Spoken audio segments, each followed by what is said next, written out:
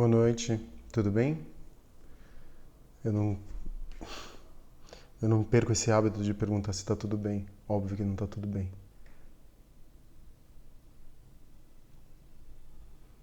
Vou esperar um pouquinho mais de tempo, pelo menos mais 1 ou 2 minutos até outras pessoas entrarem. Tudo bom, Débora?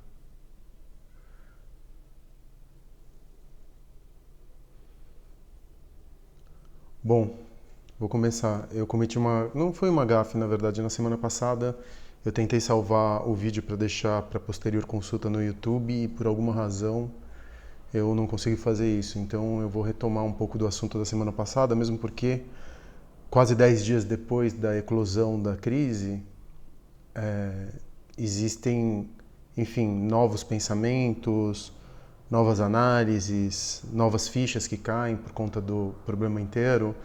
Então eu queria dedicar essa live de hoje para a gente falar de 3 coisas. No aspecto mais amplo, quais são as consequências dessa crise nas mudanças de cultura, nas mudanças de comportamento, no que a gente acredita que é a privacidade, como a gente vai se relacionar com a tecnologia a hora em diante. Tá baixo o áudio? Não é possível. Eu tô de microfone. Tá baixo? Como que eu vou saber? Bom, enfim, eu vou tentar colocar mais volume. Acho que aqui não vai mais volume. Tá todo mundo reclamando que o áudio tá baixo. Eu vou tentar falar um pouquinho mais alto, então. Tá? Desculpa. Ou vou tentar vir por aqui, talvez. Bom, é o áudio que eu tenho, tá? Então eu vou deixar assim mesmo. Tem gente que fala que tá bom, tem gente que fala que tá ruim. Eu vou deixar o áudio tal como ele está. Tá chiando agora. Tá melhor o áudio, gente? Bom, retomando então o assunto, eu quero falar sobre a crise segundo 3 aspectos. Primeiro, o aspecto global, quais são as consequências e quais são as mudanças de comportamento, de relações de cultura, de relações de poder que vão mudar depois dessa crise e que são, enfim, pensamentos e análises que eu andei lendo nesses últimos tempos que eu gostaria de compartilhar com vocês. O segundo ponto é falar da relação pessoa jurídica, crise, então o que eu tenho visto e o que eu tenho feito dentro das minhas empresas para melhorar um pouco a relação e a possibilidade, aumentar as chances que eu tenho de voltar depois de que tudo isso passar.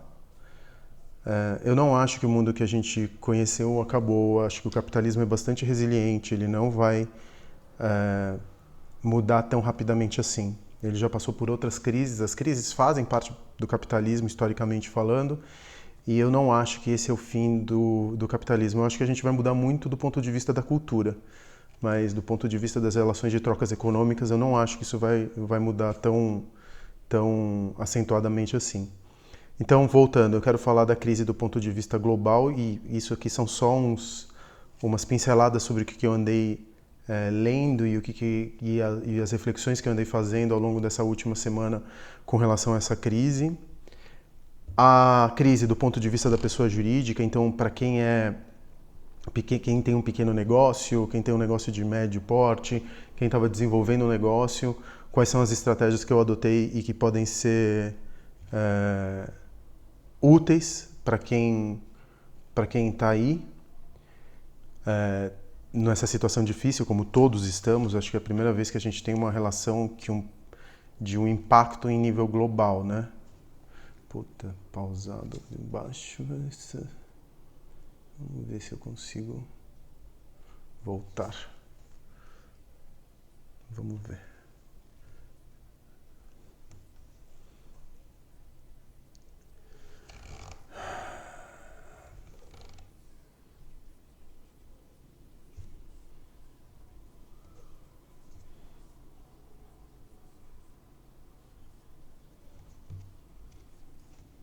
Alô?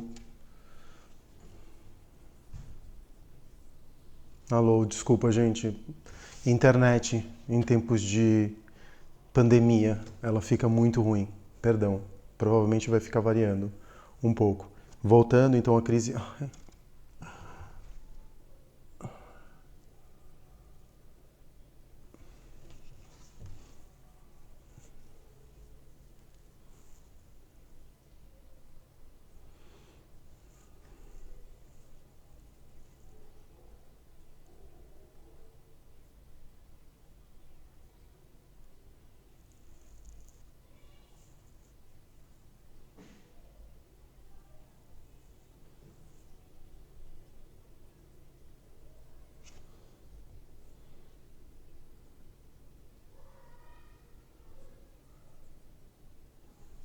Gente, desculpa, é a conexão.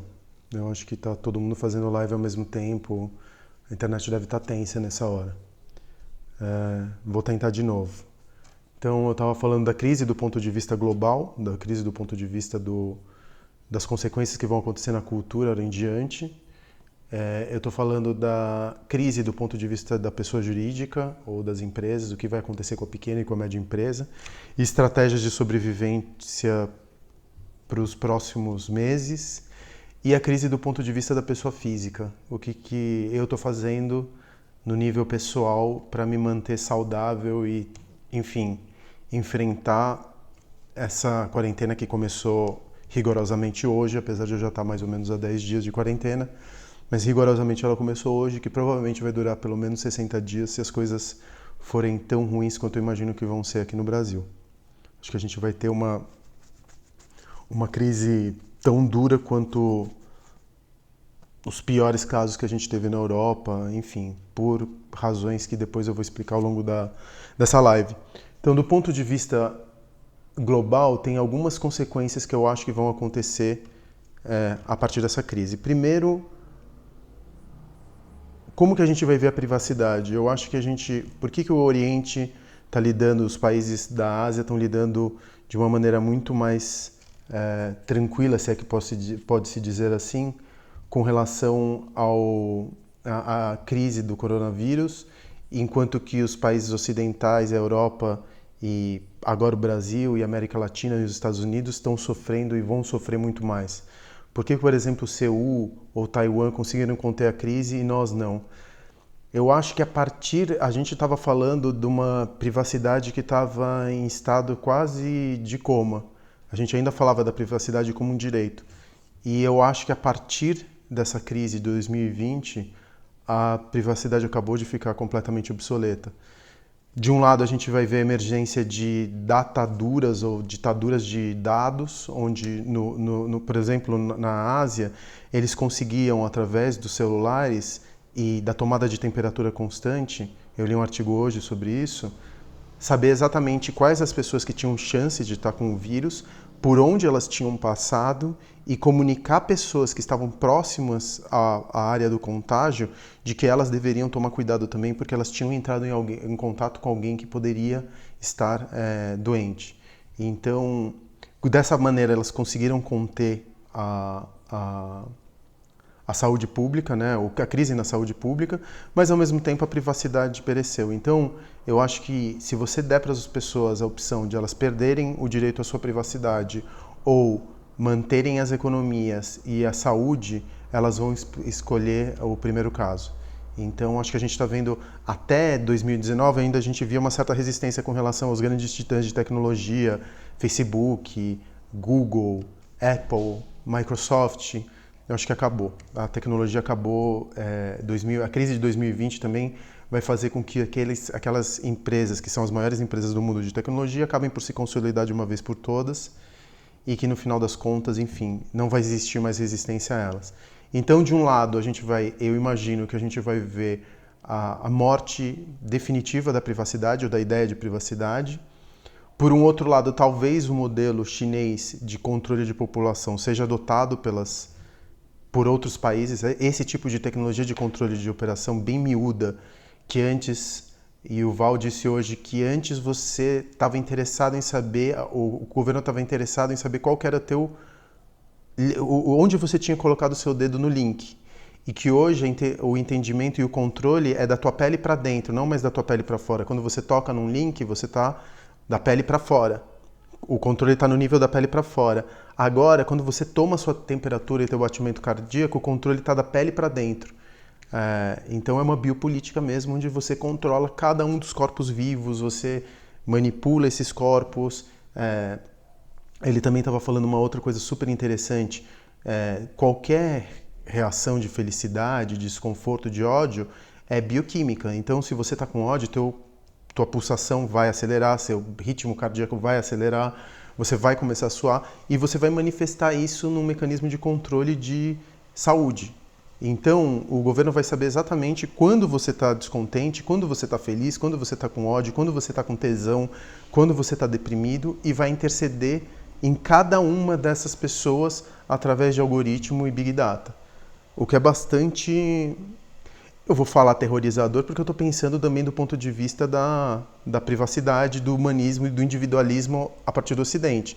As culturas orientais, elas são muito mais coletivizadas, né? O coletivo talvez seja mais importante que o individual, diferentemente das culturas ocidentais, onde o individualismo impera. Então, essa tecnologia de controle de população, eu suponho que ela vai ser adotada pelos outros países ora em diante. Então a gente vai ver o fim da privacidade, o fim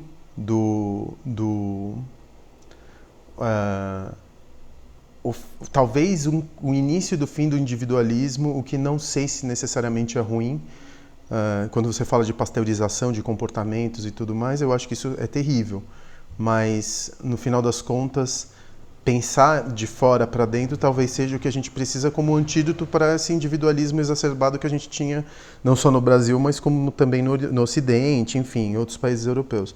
Então eu estava pensando exatamente sobre isso. Outras culturas, a gente vai conseguir se conectar mais com o trabalho remotamente. Por exemplo, eu acho que a gente está percebendo que muito do que a gente fazia durante o trabalho, ou o que a gente chamava de trabalho, não era trabalho, era relação social via trabalho, mas não era necessariamente trabalho. Então, eu acho que a gente vai começar a se conectar mais através de home office, tem certas coisas que vão se acelerar a partir de agora. Educação à distância vai se acelerar. Se você não tem uma empresa na internet, você não tem uma empresa. Se a tua empresa não tem uma pele digital, ou se ela não tem no seu núcleo uma identidade digital, você não tem uma empresa. Se você só depende de venda em ponto físico, eu não acredito que você vá ter uma empresa daqui a alguns anos. Então, eu não estou falando que isso necessariamente vai acontecer. São apostas, tá? São pensamentos. É óbvio que não está nada. Eu não sou futurólogo. Eu estou só dizendo enfim, pensamentos, porque como empreendedor, mais uma vez, a nossa necessidade é olhar para o futuro e tentar antecipar esse futuro dentro dos nossos negócios. Eu não estou falando que eu estou fazendo isso por exercícios de futurologia. Eu estou falando que você, como empreendedor, se você é empreendedor ou se você trabalha com cultura em algum nível, você precisa antecipar o espírito do tempo. Então, eu acho que a gente tem que começar a pensar nas consequências do coronavírus, porque no final das contas, a economia vai se restabelecer daqui a 2, 3 anos, mas a cultura ela vai se deformar, ela vai absorver esse impacto e vai responder esse impacto. Então, por exemplo, coisas que eu estou vendo que são muito legais, o Twitch, que era uma ferramenta para gamers, está virando uma ferramenta de live streaming para músicos que precisam sobreviver em meio a essa pandemia. Quem não conhece o Twitch, eu sugiro que dê uma googada, porque é uma das ferramentas talvez mais interessantes de audiovisual que tem nos dias de hoje. Então, acho que também a gente está vendo agora uma coisa que eu falava muito no meu livro, que agora a gente começa a perceber de uma maneira muito, muito dura, é usar o poder de consumo como um voto ou como um exercício político daquilo que você quer para o futuro.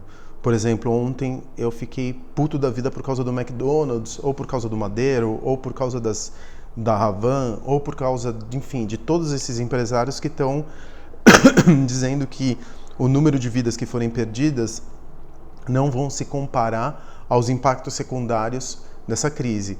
O que, antes de mais nada, é uma grande asneira. Não que não existam impactos secundários, eles vão existir.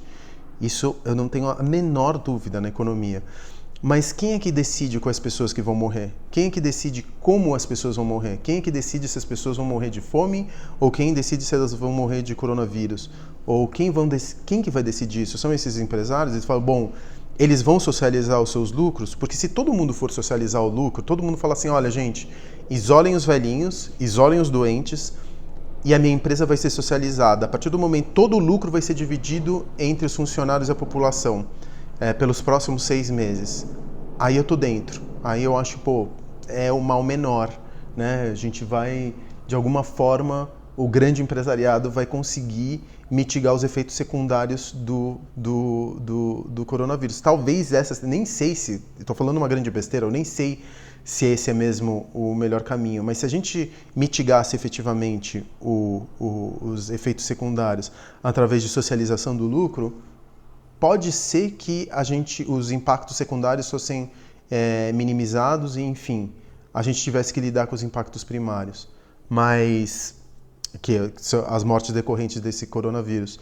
Mas esse monte de besteira, vamos manter as pessoas, já pagam salário de fome, eu não estou tirando meu cu da reta, não. Já pagam salário de fome para achar que assalariados trabalhando como se eles como se a periferia conseguisse fazer quarentena, como se uma pessoa que trabalha numa linha de produção do madeiro ou caixa numa van pudesse voltar para casa e conter um doente num quarto separado. O que eles estavam querendo fazer? Campos de concentração? A gente vai colocar todos os enfermos de coronavírus em campos de concentração? É isso que a gente vai fazer para conter? É uma grande cagada, enfim. Eu acho que agora, nesse exato momento, a gente consegue perceber quem é que está conosco, que eu digo da classe média alta para baixo, e quem está por si. E esse grande empresariado, assim como os governantes desse país, estão por si. Então, eu acho que agora é a hora, quando a gente sair dessa crise, a gente vai sair, eu tenho absoluta certeza disso, quando a gente sair dessa crise, a gente tem que pensar exatamente onde que a gente vai colocar nosso dinheiro. Qualquer centavo tem um poder tão grande quanto tua cédula de eleitor. Então pensem onde vocês vão colocar cada centavo quando vocês saírem dessa merda onde a gente está inserido nesse exato momento. Exatamente, tem gente perguntando que dinheiro. Mais uma pergunta, que dinheiro? Né? Hoje me ligou uma jornalista do Estadão para me perguntar o que eu achava que o governo deveria fazer nesse exato momento. Eu acho que se eu estivesse no governo, a primeira coisa que eu faria, eu não socorreria empresário, eu não socorreria aéreas, eu não socorreria ninguém. Eu criaria uma política de salário garantido, um mínimo de renda para toda a população abaixo da classe B+, B-, talvez, garantir um mínimo, como alguns estados já estão discutindo isso, uma renda mínima, acho que na Escandinávia, em algum país da Escandinávia já está se discutindo uma renda mínima, porque a lógica é muito clara, não vai sobrar mercado consumidor. Ninguém vai querer consumir. Adianta salvar empresariado quando o empresariado vai fazer o quê? Vai embolsar todas as linhas do BNDES que forem soltas, vai embolsar os créditos a juros baixos. Esse dinheiro não chega na ponta. Esse dinheiro não vai chegar na ponta. O que a gente tem que fazer é fazer com que o dinheiro chegue na mão do consumidor final. E para isso a gente vai precisar de renda mínima.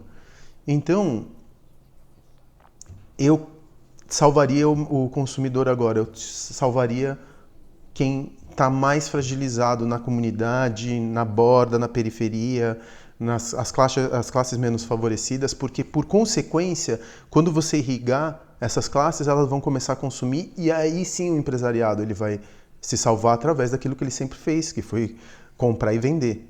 Então não adianta salvar aqui na ponta, porque isso não vai salvar salário de ninguém, não vai salvar emprego nenhum, não vai salvar absolutamente nada, não vai ficar ninguém nessa situação que a gente se encontra hoje, não vai sobrar mercado consumidor. E eu, por exemplo, nesse exato momento, eu estou me perguntando o que faz quem, mesmo eu que tenho uma condição muito favorecida, que eu sou um cara muito, muito sortudo, muito privilegiado, cada centavo que eu estou gastando hoje é pensado. Eu estou pensando, pô, esse dinheiro que eu tenho aqui, ou eu vou dar um exemplo. Estou em casa, em quarentena, com uma criança de 7 anos, né?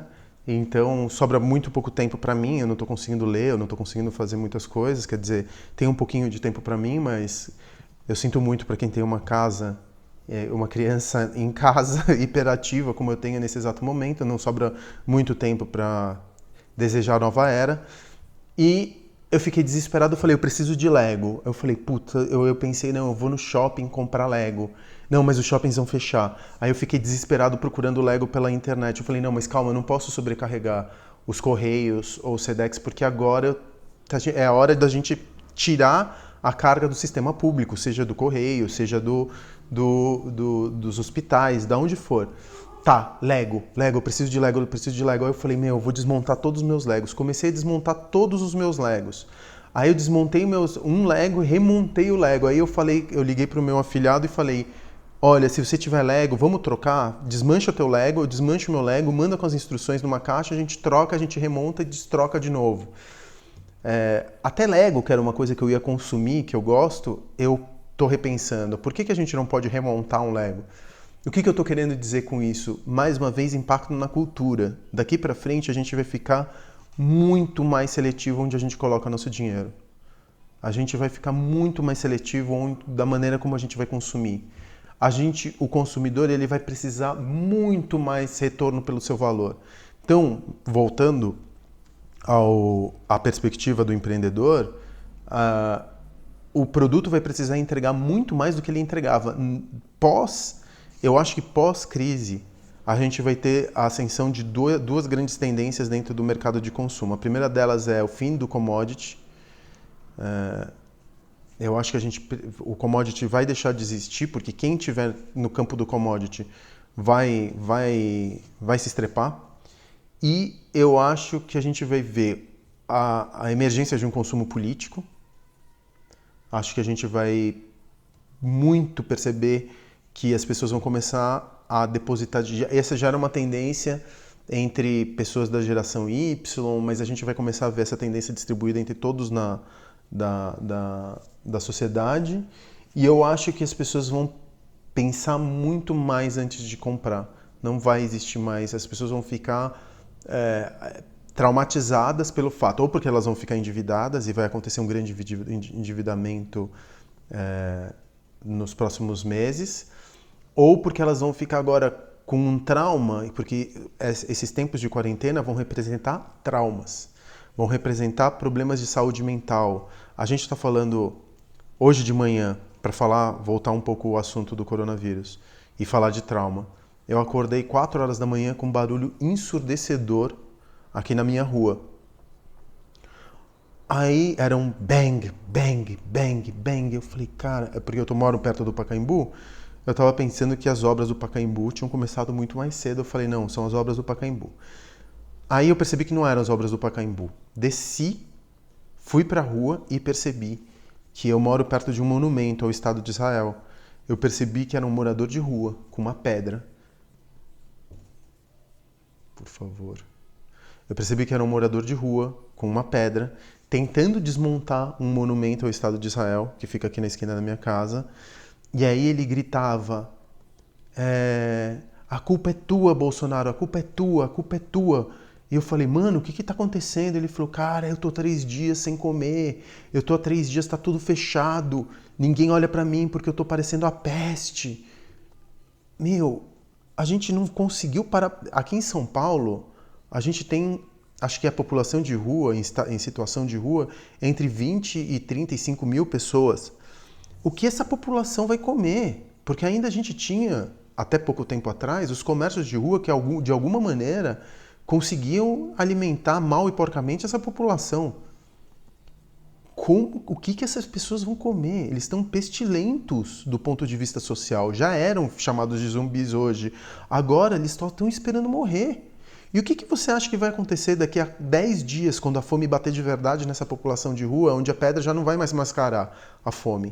O que você acha que vai acontecer com esses moradores em situação de rua que não vão ter comércio aberto, as pessoas não vão chegar perto deles e não vão ter comida? A gente vai ter centenas, se não milhares de pessoas morrendo de fome nas ruas em São Paulo. A violência vai aumentar exponencialmente.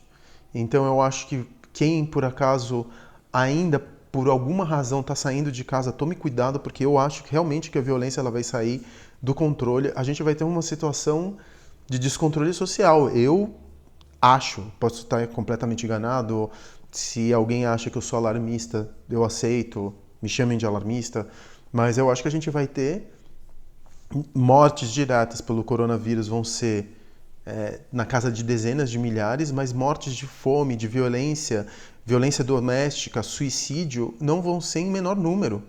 Então, eu já soube, perto de mim, ou pessoas próximas a mim, já soube de 2 suicídios, imagina. A violência doméstica, quando você perceber que as famílias estão em quarentena, o que vai acontecer? As mulheres vão sofrer, as crianças vão sofrer, o número de estupros vai aumentar. É uma tragédia em todos os níveis. É uma tragédia em todos os níveis. Enfim, então eu acho que a gente vai ficar muito machucado e a gente vai ficar muito traumatizado por conta desses anos. E ao mesmo tempo vai existir uma mudança. Eu não acho que a gente vai chegar na nova era. Tem muita gente que está falando, não, porque a gente vai tirar um ensinamento disso, a gente vai aprender a conviver em comunidade, vai existir um momento Hakuna Matata e a gente vai conseguir, enfim, sair dessa melhor. Eu, sinceramente, eu não acredito nisso. O capitalismo é bastante resiliente e eu acho que essa não é a nossa primeira crise. Eu acho que a gente vai viver crises mais agudas hora em diante se a gente não mudar o comportamento de consumo e a gente não mudar a maneira como a gente se relaciona com o mundo. E o que a gente está aprendendo, talvez a melhor consequência que pode acontecer dessa crise é realmente a gente parar com essa desigualdade social tão gigantesca. A gente precisa encontrar uma maneira, apesar deles estarem no poder, de taxar os supermilionários. É pornográfico os bancos terem tido o maior recorde de lucro histórico ano passado. É pornográfico existirem bilionários numa situação onde a gente se encontra. Como humanidade, um bilionário não tem a menor justificativa de existência. Então eu acho que e a gente precisa entender, redimensionar o que é sucesso, redimensionar o que é lucro, redimensionar quais são os impactos que os nossos negócios geram à nossa volta. Então, aqui estão falando, não, culpam os empresários em tudo no Brasil. Na verdade, o empresariado é culpado por grande parte das cagadas que acontecem nesse país. Sim, e eu sou empresário. Eu sou deles. Sim, os empresários são culpados por grande parte das merdas que acontecem no Brasil. Agora a gente está vendo, eu estou falando, o Jan, que é provavelmente um neoliberal do tipo bolsonarista, está dizendo que o setor privado é a solução, não o Estado. Eu quero ver o que a gente vai fazer agora com esse Estado mínimo que a gente está falando de Estado mínimo, não é do governo do Bolsonaro, a gente está falando de Estado mínimo desde a Dilma, também já no Lula a gente falava de governo mínimo. Quero ver o que a gente vai fazer sem sistema de saúde, quero ver o que a gente vai fazer sem seguro-desemprego, o que vai acontecer com o setor privado. O setor privado, ele só se preocupa com o lucro. Ele não está preocupado com o bem-estar dos seus consumidores. Eu vim do setor privado, eu sou o setor privado, eu posso falar disso. Eu não sou socialista, entendeu? Só que o Estado mínimo, ele só garante... o Estado mínimo ele vira uma plutocracia, é um governo dos ricos, que é exatamente o que a gente vive hoje. Então, me desculpem, Estado mínimo, eu quero ver o que vai acontecer com o SUS quando ele entrar em colapso daqui a 2 semanas. Eu quero ver as pessoas falando sobre Estado mínimo. Porque, deixa eu te contar uma novidade, amigão, no setor privado você também não vai conseguir atendimento. Então, você que está falando aí que o setor privado é a solução, o setor privado, nesse exato momento, ele deve estar indo para China, onde já não existe mais essa merda desse vírus. Todo mundo já está querendo sair fora. Então, amigão, setor privado para cima de mim, não. Já a gente já está vendo um desmanche do Estado há muito tempo, que foi acelerado agora com o governo do Bolsonaro, desse perfeito imbecil, antes que eu esqueça de xingá-lo, porque todas as vezes que eu falar Bolsonaro eu vou xingá-lo logo na sequência. E agora a gente precisa de mais Estado, não menos Estado. Vocês me desculpem, mas eu não concordo. E eu acho que assim, se você está nessa live e você está achando que que é a gente precisa de menos estado, eu te garanto que você está na live errada. Eu pararia de perder meu tempo, porque o Instagram tá cheio de live nesse exato momento. Tem um monte de coisas legais para você assistir. Você caiu de paraquedas na live errada. Sinto muito, tá? Então, por favor, procura outro canal, porque esse daqui não é para você. Então, voltando ao assunto das consequências do ponto de vista social e cultural desse coronavírus, eu acho que a gente vai começar a ter essa relação com o dinheiro que é muito mais escassa, a gente vai começar a perceber, e eu acho isso bom, a gente precisa reduzir o consumo, a gente precisa conscientizar esse consumo, a gente precisa pesar esse consumo, a gente não pode mais comprar por automatismo, a gente não pode mais viver uma vida onde você se esgarça e você Você sabe uma outra coisa que também vai acontecer quando a gente voltar a trabalhar, porque a gente vai voltar a trabalhar daqui a algum tempo, daqui a 60 dias talvez, muita gente vai perder o condicionamento. Eu, quando saí do mercado de trabalho, sei lá, eu tinha 30 anos quando eu fui demitido, fui demitido porque a empresa tinha deixado de existir, depois de 2 meses você não consegue mais voltar para aquele regime de servidão voluntária. Isso é muito difícil, vai doer muito. Todo mundo sabe quando você passa 30 dias de férias, como é difícil você voltar para o trabalho. Agora imagina quando você voltar depois de 60 dias. Muita gente vai sofrer e não vai aguentar mais. Esse regime de servidão voluntária que uma corporação grande parte das vezes representa. Os que têm sorte trabalham em corporações um pouco diferentes e são pouquíssimas hoje em dia. Então,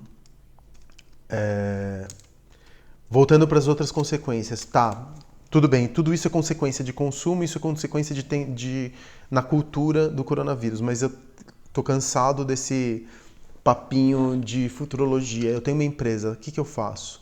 Tô fudido, o que eu faço? Bom, você faz algumas coisas.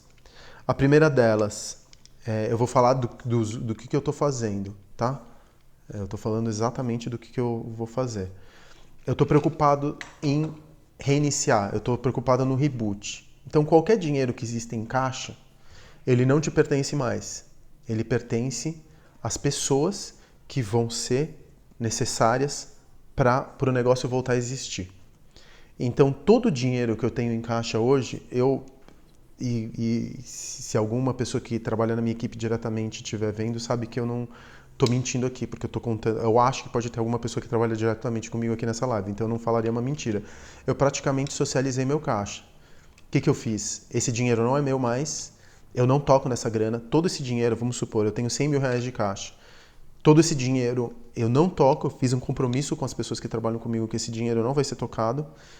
Esse dinheiro vai ser usado para manutenção do trabalho deles. Eu estou pensando que no pior dos casos pelos próximos 90 dias.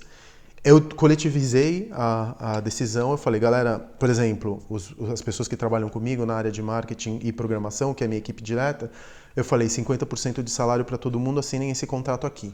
Eram todos PJ. Aí eles falaram, Facundo, a gente está junto, beleza, só que a gente já está todo comprometido em março, então a gente não aceita isso para março. Eu falei, beleza.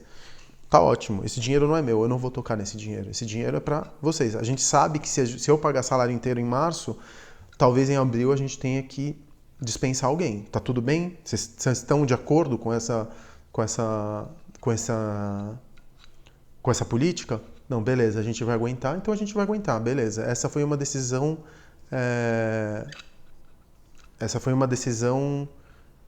coletivizada. Se eu contrato como PJ e os direitos trabalhistas, eu posso contratar como PJ? Você está falando uma grande besteira, meu amigo.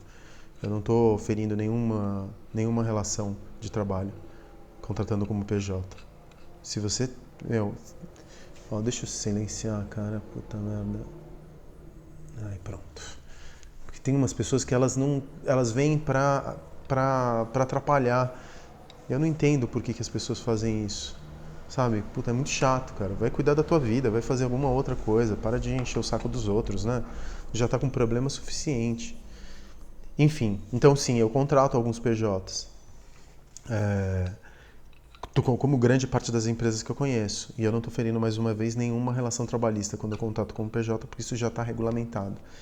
Então, como eu estava dizendo, foi uma decisão de qualquer dinheiro. Se você tem uma empresa e você tem R$ 100 no caixa, esse dinheiro não é mais seu. Esse dinheiro é a garantia do que você precisa minimamente para retomar o seu negócio. Todas as energias agora precisam estar voltadas para isso. Você precisa voltar com o seu negócio daqui a 3 meses. Então,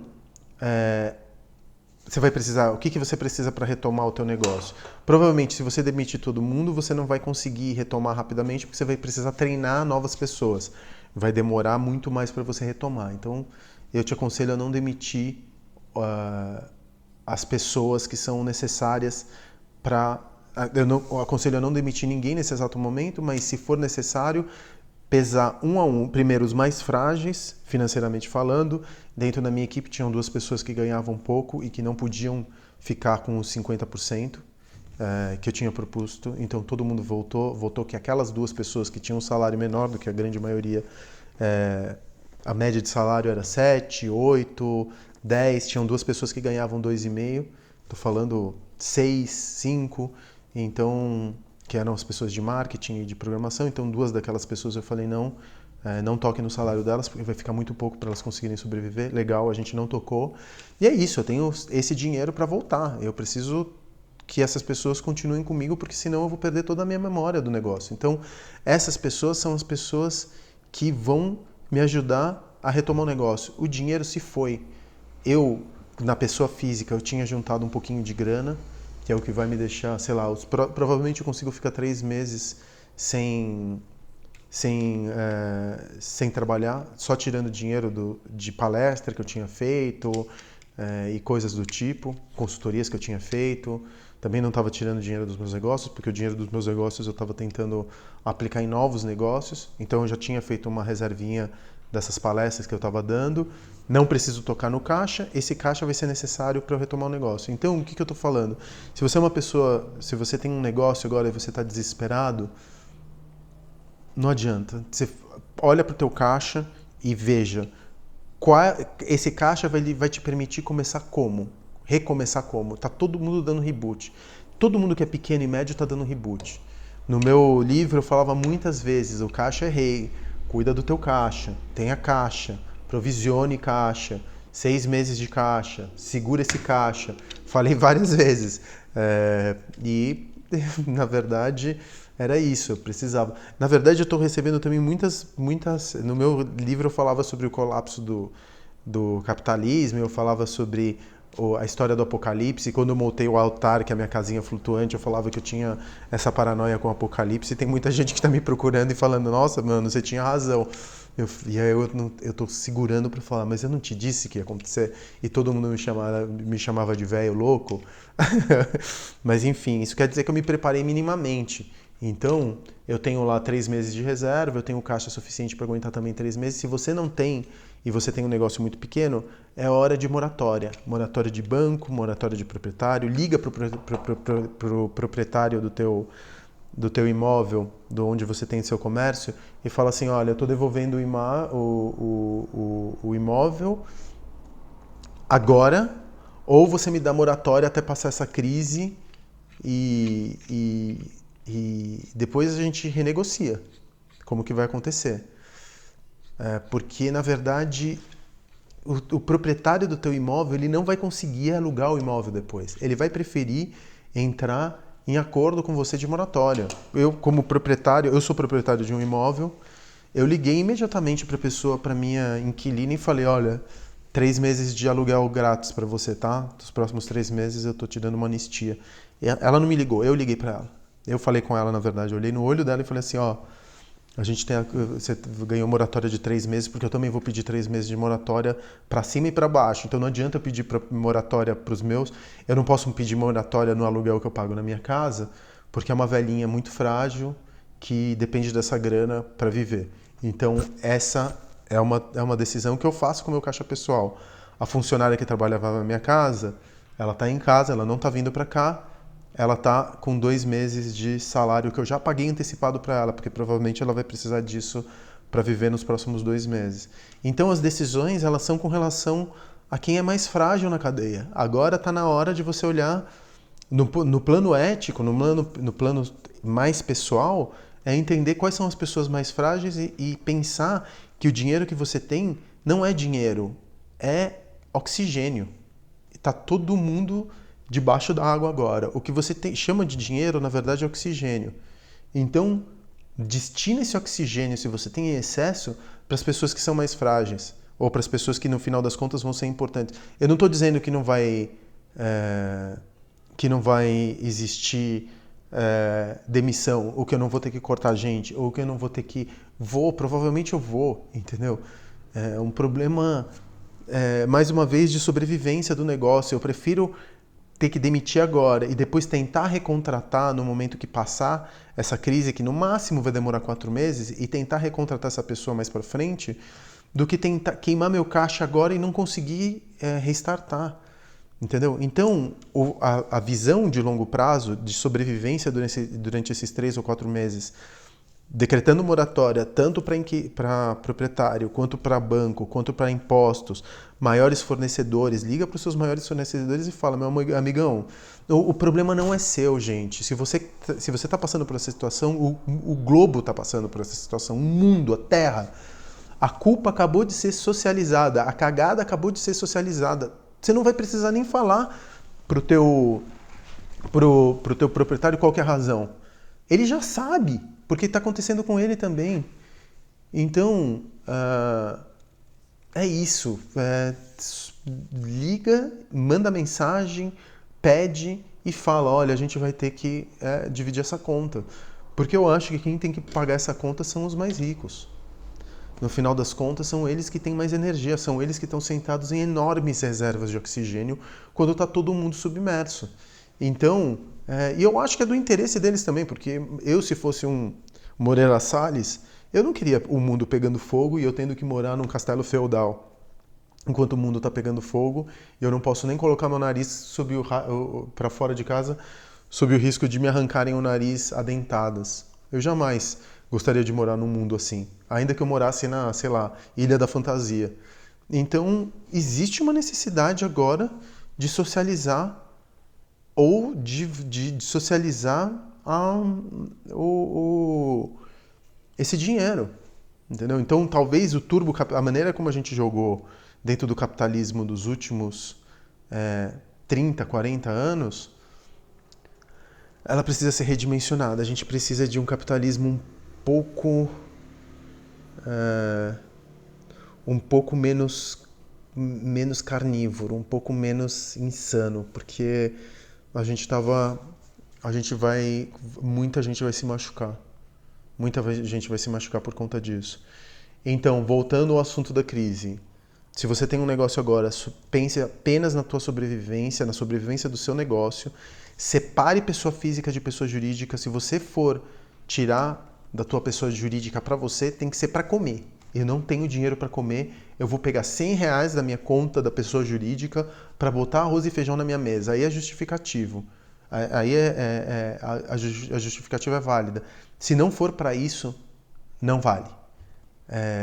Pense em cada gasto que você for fazer, todo o dinheiro que eu estou usando, eu penso. Seja 1, 2, 10, 100 ou R$1.000. Para que eu estou usando isso? Eu preciso realmente disso? E a gente vai se dar conta que muita coisa eu estou basicamente comprando só supermercado. Estou cozinhando em casa, ou tô tentando fazer as refeições só dentro de casa, e é isso. Eu estou tentando viver da maneira mais simples possível, com excesso de coisas que eu tinha. O mais foda de estar ficando tanto dentro de casa é que eu estou voltando para dentro da minha casa e estou olhando quanta coisa eu acumulei ao longo dos anos. Caixas de Lego que eu não tinha aberto, brinquedos da minha filha que ela nunca tinha olhado. Quanto excesso eu vivi nesse meio tempo, e o que eu tenho aqui dentro é suficiente para eu viver 2 vidas e meia dentro dessa casa.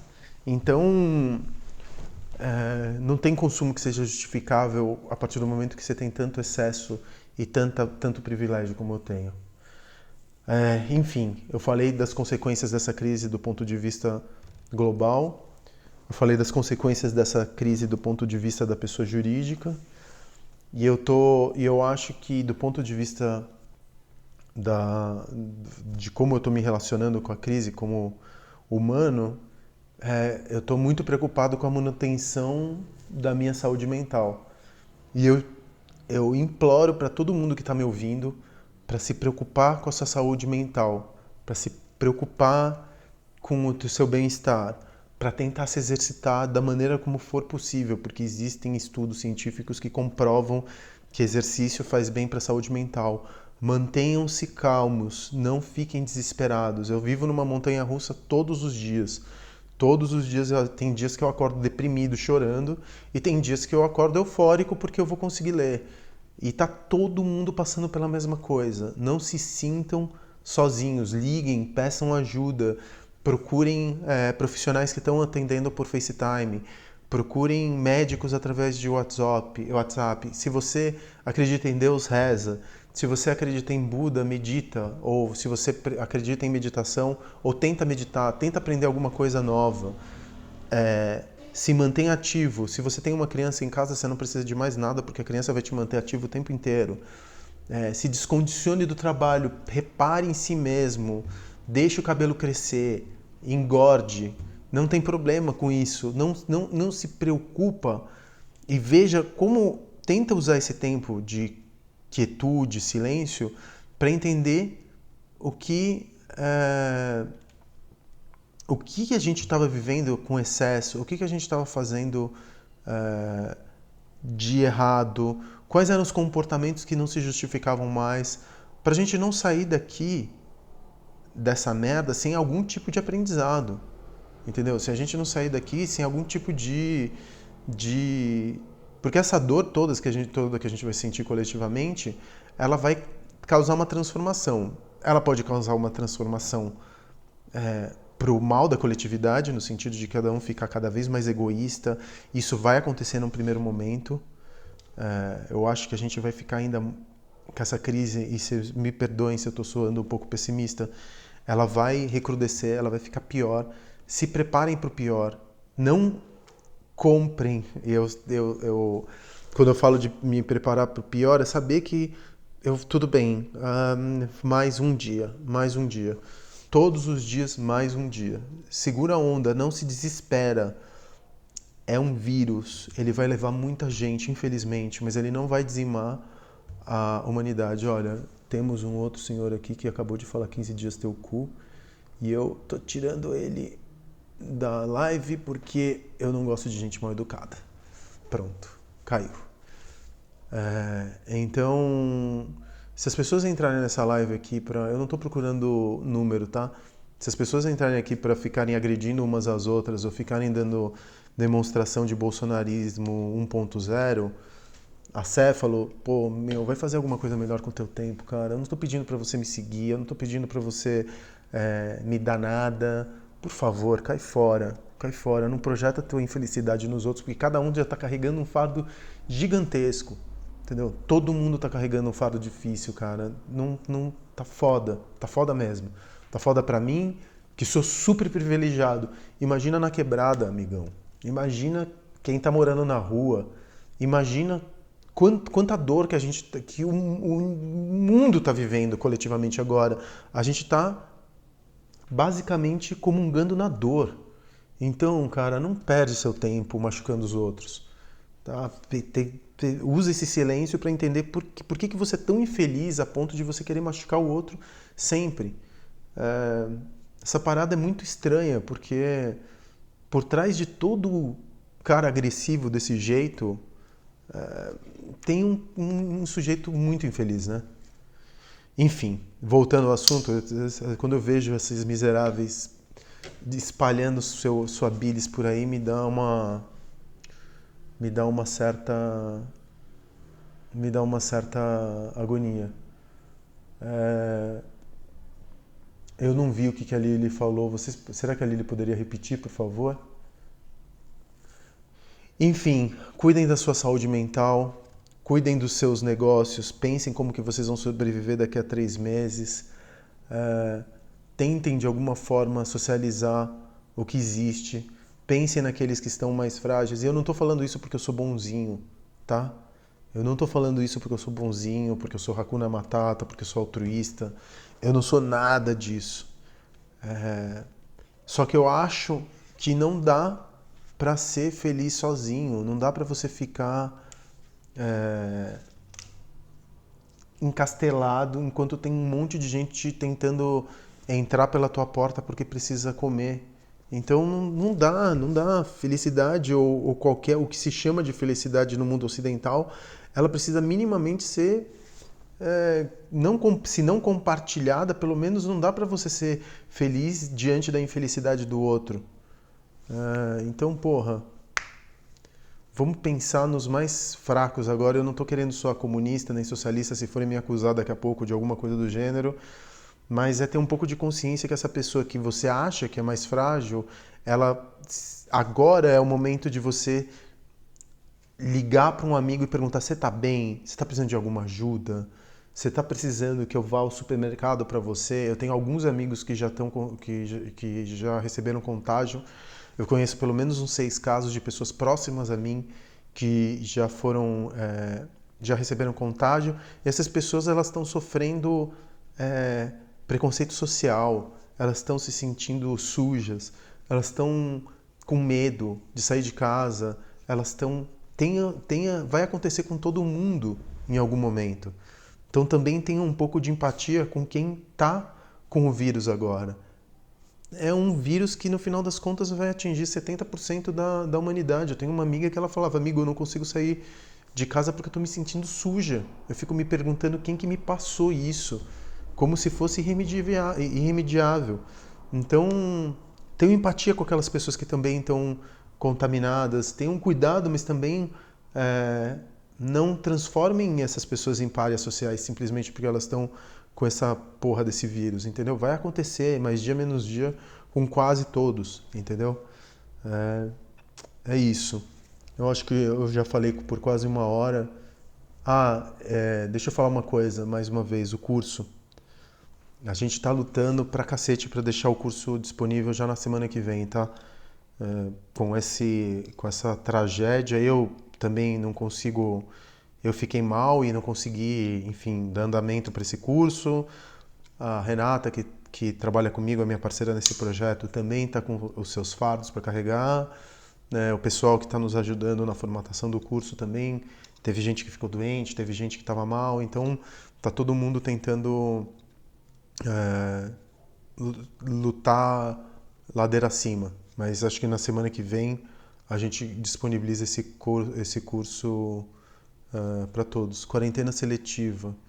Quarentena seletiva. Só rico pode se dar o luxo de uma quarentena, né? Por isso que eu acho um pouco feio você ficar, e apesar disso eu fiz isso algumas vezes, falta de consciência minha, de ficar, coisas que eu estou fazendo na quarentena. Estou fazendo uma série, maratonando minha série de Netflix. Olha a minha série de yoga. Olha a minha... Olha a minha coleção de quadrinhos, olha a minha coleção de Legos. Eu fiz esses posts várias vezes até que eu me dei conta de que eu estava sendo um puta de um babaca. Porque eu posso ficar aqui em casa, trabalhando remotamente com minha internet banda larga, lendo meus quadrinhos e jogando meu Lego. E quem está trabalhando na rua? Então, se você está numa quarentena, por favor, fique consciente do teu privilégio. Se você está isolado socialmente, fique consciente do teu privilégio e pare de postar merda. Acho que agora todo mundo deveria parar de postar, a não ser que você tenha uma razão muito boa para postar. Pensa no que você vai ficar projetando de conteúdo para fora, sabe? Tem gente que está morrendo. Não é hora de ficar postando série de yoga, na minha opinião, tá? Ou falando sobre a nova era, porque tem um monte de gente que está morrendo. Se você tem um negócio... Posso te falar uma coisa? Não poste absolutamente nada. Me perguntaram isso na semana passada. O que eu faço para continuar vendendo? Não é hora de postar nada no Facebook, no Instagram. Tem gente que está postando post patrocinado. Sabe? Eu olho isso e falo assim, meu amigo, Estão me perguntando. Ai, não, não. Jean, de novo você, cara? Socorro. Eu vou ter que bloquear esse cara. É, Então, tava me perguntando se. Esse cara tava me perguntando se o vírus veio da China. Mais uma vez, o racismo, né? A gente evidencia o racismo, a xenofobia, a sinofobia através do coronavírus. A gente sempre culpou alguém, a gripe espanhola, que aquele imbecil do Eduardo Bolsonaro falou que vinha da Espanha. O problema é da humanidade, não é da China, seu idiota. Enfim, é isso. É, é, eu acho que agora é a hora um pouco de silenciar. Acho que é a hora de você, se você precisa vender, procura todas as pessoas que deram uma curtida nos seus posts de Instagram e pergunta se elas estão bem.